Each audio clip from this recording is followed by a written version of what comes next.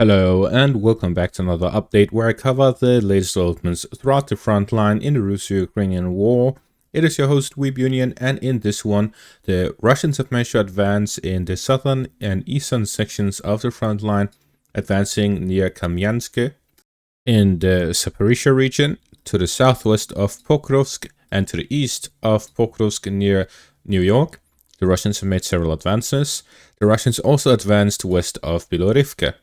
The Ukrainians managed to recapture several positions across the front line as a result of the ceasefire. The Russians, during the 30 hours ceasefire, retreated from several positions southwest of Pokrovsk and across the Serbis river line and near it, as they retreated to defensible positions as they would be vulnerable during such a ceasefire to avoid clashes directly with the Ukrainian army in some of these forward positions that could risk the breaking of the ceasefire. They withdrew from these positions, and this allowed the Ukrainians to recapture several positions across the front line, strengthening their defensive posture in several directions. Starting out in the southern section of the front line, the Russians advanced in the direction of Kamyansk, gaining a foothold within the farm area in the southern parts of the town to the southeast, gaining control of a fortified position and fighting over a next one. The Russians are here looking to gain a foothold within the residential area in the eastern parts, to gain control over the western parts and then the southern bank of the river line, then move on towards the fortified positions to the north of Lobkove. The Ukrainians continuously attempt to counterattack in the direction of Lobkove, trying to regain control over the town, the residential area of it, to prevent the Russians from gaining control over the northern bank of the river line as well. Therefore, the Russians are currently concentrating their forces along the southern bank of the river line to gain control of it, then move onwards towards the northern flank of Lobkove, pushing along the northern bank of the river line without having to cross it. To the southwest of Pokrovsk, there are several developments. We start out here in between Kotlyarivka to the south and Pokrovsk to the north, where the Ukrainians managed to regain full control over Bohdanivka and Troitske, kicking the Russians out of both of these towns. This happened as a result of a Russian withdrawal during the ceasefire, where they left both of these towns. This is again to prevent direct clashes between the Russian and Ukrainian forces, as it had very close proximity to the front line, as the towns themselves were a battlefield. The Russians withdrew from these towns to prevent the Ukrainians from striking their positions and to prevent direct clashes with the Ukrainian forces, which could risk the ceasefire. This withdrawal strengthened the Ukrainian defensive positions within both of these towns, as it allowed them to regain full control of them, creating a small buffer zone between the Ukrainian positions and the Russian frontline positions in the first lines. At the same time, the Ukrainians are striking the Russian-controlled towns of Preobrazhenka, Zaporizhia, and Shribne, which allows them to strike any concentration of Russian forces, which makes it difficult for the Russians to re-enter these positions following a withdrawal. However, a fact is also that the Russians were able to sabotage some of these positions within the towns. This means the Ukrainians will have to spend some time before they can properly set up their positions and entrench themselves within these towns, which means that the Russians, if they launch some new offensives soon, they'll be able to re-enter without much difficulty, because the Ukrainians would not be prepared, as it would take too much time to prepare these positions. Similarly, in the direction of Kotlyarivka, the Ukrainians launched a counterattack, which allowed them to secure the road between Kotlyarivka and Troitske, while the Russians continued offensive operations in the direction of the town, both to the east and to the south of the town, where they're looking to cut off the supply roads and to improve their positions around Kotlyarivka, to semi-encircle it, cutting off its supply lines and isolating it from the nearby towns. The Russians continued offensive operations in this area of the front line, while the Ukrainians are mainly focused on defense, where they sometimes launch some offensive operations to improve their positions. To the west of New York, the Russians managed to gain control over the remaining parts of the town of Sukhabelka, where they managed to gain control over the fortified position to the north of the town and the northern parts of the residential area and farm area of the town.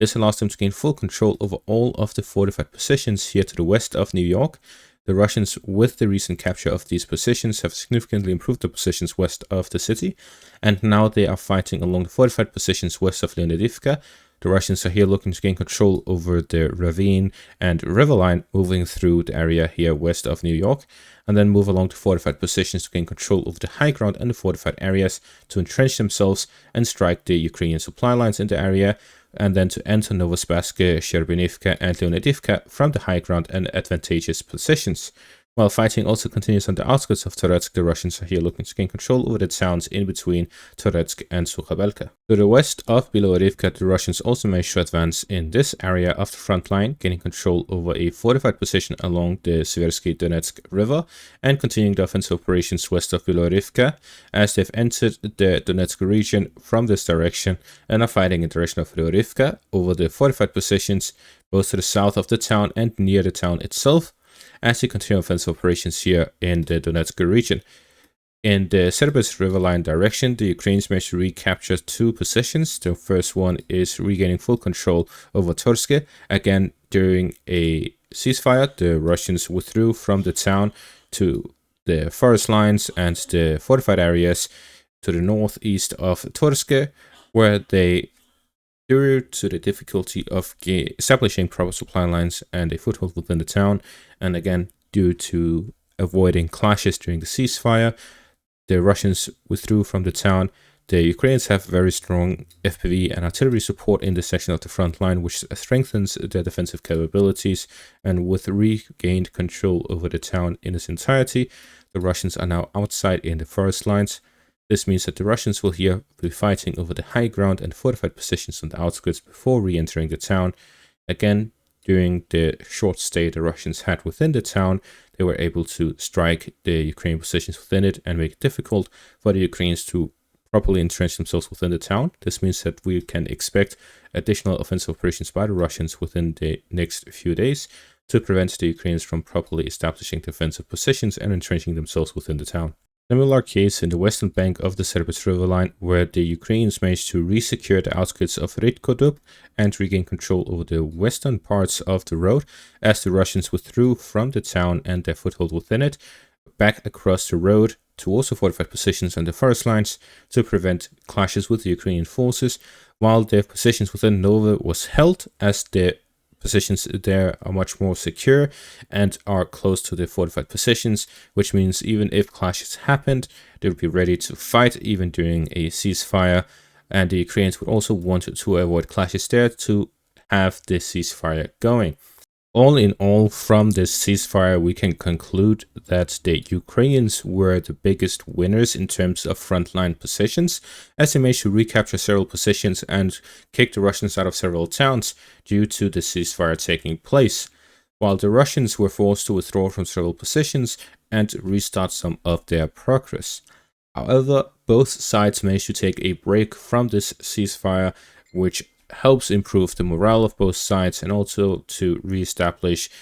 command and control, communication, and many other parts which falls and suffers from ongoing conflict, especially when it is as drawn out as this war is. Therefore, from a direct military perspective in terms of frontline positions, the Ukrainians won from the ceasefire as Russians withdrew from several areas, while in the longer term we'll have to wait and see exactly what sort of effect the ceasefire has had. It could be minimal and the Russians can just return to what was a few days ago, or it could have lasting effects where either the Russians or the Ukrainians could have significant advantages from it.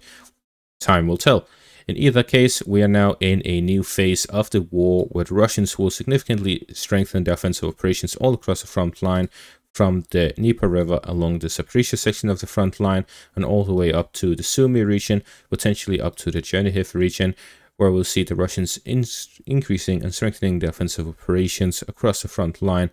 to improve their positions and to gain control over the entirety of the Donetsk region